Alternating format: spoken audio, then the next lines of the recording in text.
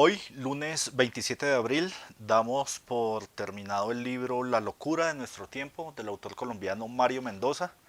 Vamos a leer el último de sus relatos, que se llama precisamente La locura de nuestro tiempo. El estudiante surcoreano de filología inglesa Cho Seung-hui, autor de una reciente masacre en la Universidad Politécnica de Virginia, envió a la cadena de noticias NBC un video en el que afirma: no tenía que hacer esto, pude haberme ido, pude haber desaparecido, pero no escaparé más. No es propio de mí, por los niños, por los hermanos y hermanas que ustedes jodieron, lo hice por ellos. Cuando llegó el momento, lo hice.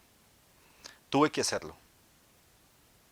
Y en un DVD con 27 archivos de video que duran más de 10 minutos insiste: he tenido 100 billones de oportunidades y formas para evitar lo que sucedió hoy, pero decidieron derramar mi sangre. Y en las fotos, Cho Seung-hui aparece con un arma apuntando a la cámara y después a su propia cabeza. ¿Por qué? ¿Por qué un estudiante inteligente y sensible decide un día irse en contra de todo aquel que se cruce en su camino? ¿Qué es lo que está pasando para que cada vez con mayor frecuencia se repita esta historia? Uno de los mayores problemas que enfrenta en este momento la sociedad occidental es creer que la violencia viene de afuera. Se encuentran allá, al otro lado del muro, donde unos bárbaros o unos fanáticos religiosos están agazapados esperando para atacarnos. Basta pasar por cualquiera de los controles de seguridad de un aeropuerto internacional para percibir de inmediato el miedo, la paranoia general respecto de unos terroristas invisibles que se supone que están camuflados entre nosotros aguardando el momento oportuno para masacrarnos. Gran error. La violencia más efectiva y peligrosa está aquí, entre nosotros mismos. Y precisamente por no saber detectarla, por no percibirla de manera correcta, por negarnos a hacer un examen de conciencia, es que está empezando a extenderse de manera indiscriminada. Nuestro mayor peligro no es un posible ataque terrorista, sino la violencia cotidiana que ejercemos sobre los otros. El racismo, la segregación, la violencia intrafamiliar, el desempleo, el estrés laboral, el clasismo, la arrogancia y la pedantería, el desprecio, las malas maneras, la envidia, el resentimiento. Son miles de formas de microviolencia que nuestra sociedad practica día a día sin el menor reparo. Sumado a ello está el hecho de que la apología del éxito y la presión que soportan los estudiantes y los empleados por ser triunfadores y adinerados es tal que muchas veces les castran sus mayores habilidades y les impiden proponer nuevas formas de pensamiento. Como si esto fuera poco, las autopistas de información, que en un principio nos dieron la impresión de que estábamos comunicados con el mundo entero, ha empezado a presentar un proceso de reversibilidad. Es decir, que a mayores posibilidades de comunicación, menos nos comunicamos, y más encerrados y más solos estamos. 40 millones de norteamericanos toman antidepresivos para poder enfrentar el día cada mañana. Los consultorios de los psicólogos y los psiquiatras no dan abasto. Cientos de miles de ancianos europeos gastan sus pensiones jugando maquinitas en los casinos y después se encierran en sus apartamentos durante horas sin tener con quién hablar ni compartir. Miles de jóvenes adolescentes son adictos a los celulares y a internet y les cuesta trabajo socializar, relacionarse con los otros, conversar, abrazar, amar. ¿Y quién nos dice que pertenecemos a un sistema que es violento desde sus entrañas mismas? ¿Quién nos está dando la voz de alerta? ¿Cuándo aceptamos que nosotros mismos practicamos en nuestra cotidianidad estas formas de violencia y de crueldad?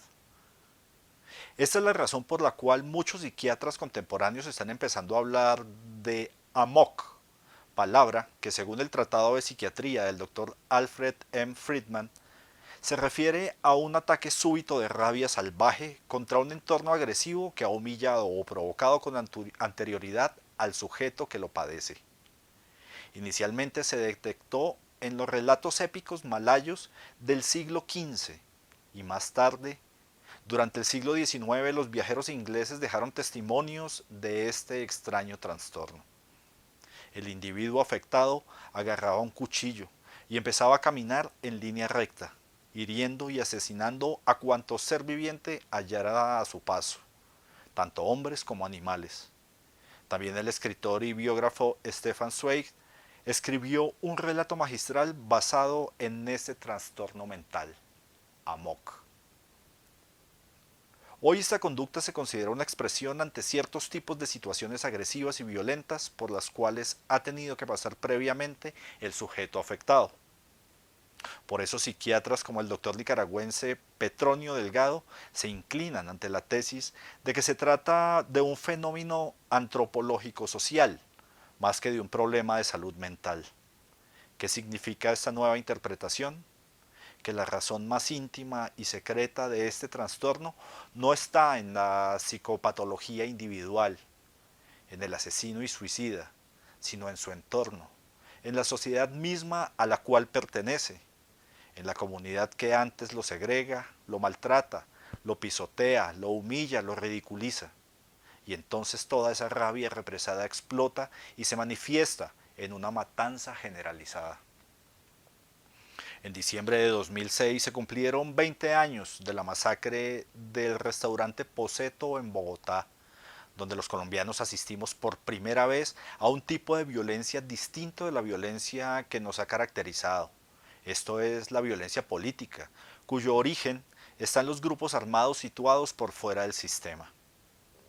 Campo Elías Delgado no era un guerrillero, ni un paramilitar, ni un sicario, ni un lugarteniente del narcotráfico. Los comentaristas se equivocan gravemente cuando no distinguen una violencia de la otra. Era un profesor de inglés que estudiaba educación con énfasis en literatura, un caso casi calcado del de Cho Seung-hui, un hombre de letras que por esos meses estaba dedicado a un trabajo monográfico sobre el escritor inglés Robert Louis Stevenson y que soñaba, también como el estudiante surcoreano, con ser algún día un gran escritor.